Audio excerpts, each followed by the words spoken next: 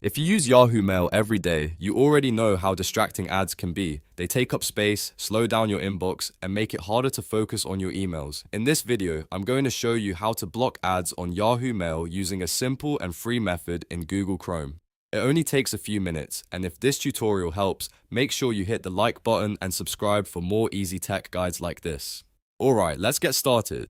The first step is to open Google Chrome on your computer. If you don't already have Chrome installed, you'll want to download it first because this method works best in that browser. Once Chrome is open, go to the Chrome Web Store. You can do that by typing Chrome Web Store into the search bar and clicking the official result. When the Chrome Web Store loads, use the search bar at the top and type AdBlock.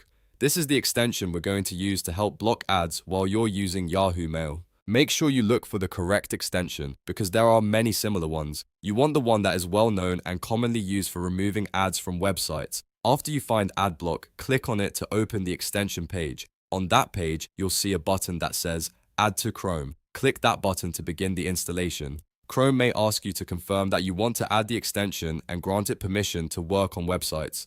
Go ahead and approve it so the extension can be installed properly.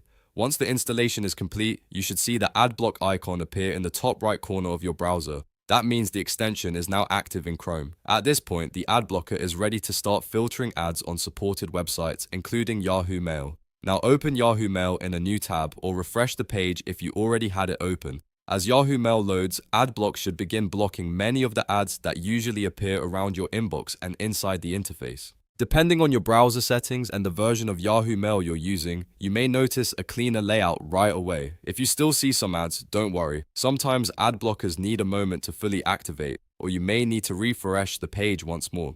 You can also click the ad block icon and make sure it is enabled for Yahoo Mail. If the extension has been paused on that site, turn it back on. It's also a good idea to check that you installed the official version from the Chrome Web Store and that Chrome itself is up to date.